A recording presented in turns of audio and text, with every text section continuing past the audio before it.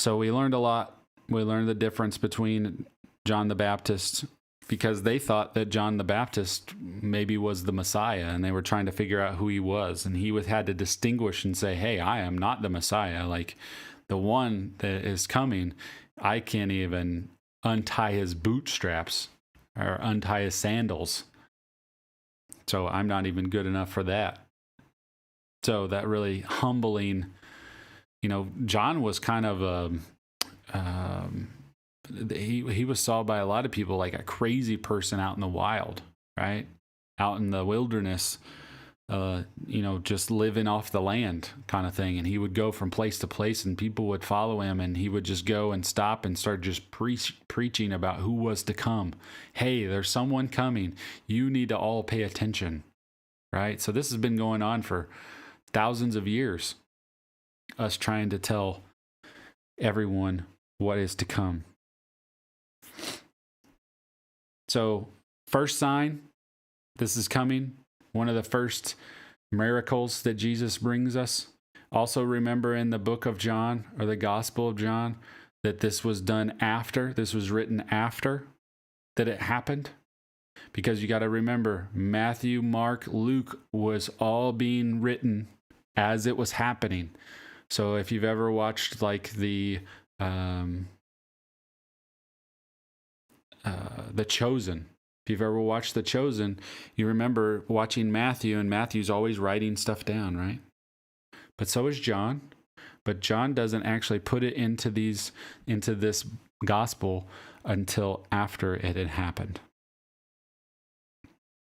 So John chapter 2. On the third day, a wedding took place in Cana of Galilee. Jesus' mother was there, and Jesus and his disciples were invited to the wedding as well. When the wine ran out, Jesus' mother told him, they don't have any wine. What has the concern of yours to do with me, woman? Jesus asked. My hour has not come. Do whatever he tells you, his mother told the servants. Now, 6 stone water jars had been set there for Jewish purification. Each contained 20 or 30 gallons. Fill the jars with water, Jesus told them. So they filled them to the brim. Then he said to them, now draw some out and take it to the head waiter. And they did. When the head waiter tasted the water after it had become wine, he did not know where it came from, though the servants who had drawn the water knew. He called the groom and told him, everyone sets out the fine wine first. Then, after the people are drunk, the inferior. But you have kept the fine wine until now. Jesus did this, the first of his signs, in Cana of Galilee. He revealed his glory, and his disciples believed in him.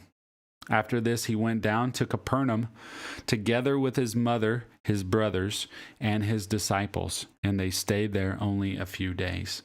And you hear that again, his mother and his brothers, because Jesus had human brothers, right?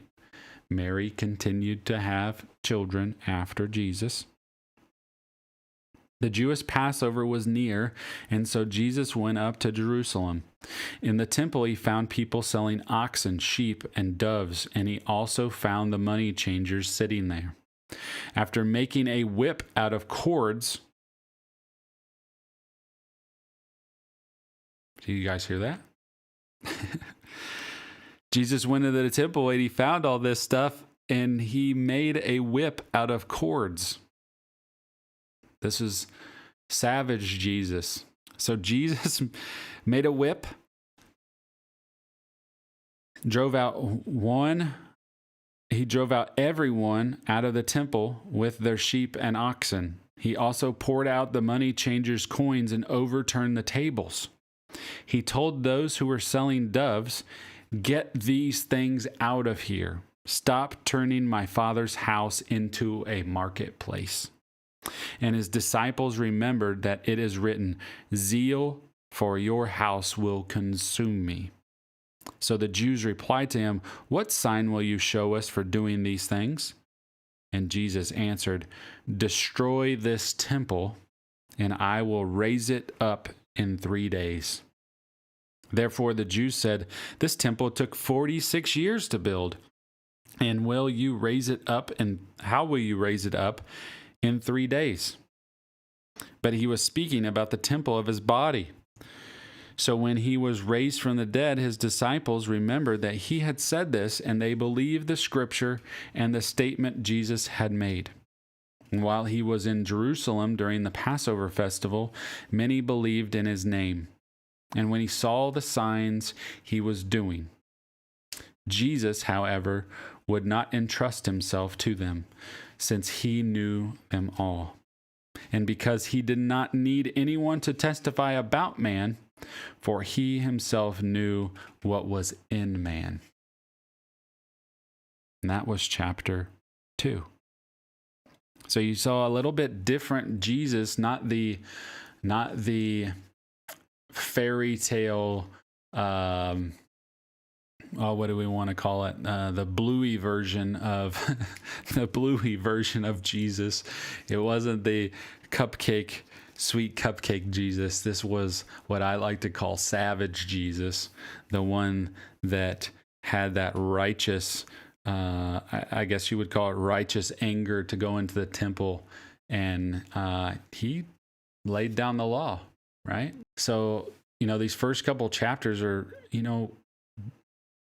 I know I probably have repeated this many times in the readings, in the videos that I had, and as well as the live streams with you guys. When you read the Bible, stop trying to find yourself in the Bible and use the Bible as a way to find God's character. That is the most important thing you could ever do, because when you can find God's character, you can see how much he cared about us. Those are the things that we find in us. When you're trying to seek justice, right? Just like Jesus, he went in there, he saw what they had done to the temple. So he went in there, fashioned a cord, and whipped them all out of the temple because he knew it was wrong. And sometimes we want to feel that way, right? A lot of people put ourselves in this place that, you have to understand that you were made in the image of God. So some of the feelings that you feel, Jesus felt when he was here as a man in the flesh. So you have to give yourself a little bit of grace sometimes. So that was chapter 2. So we still have 3 chapters to go, but I feel like it's going really fast, guys.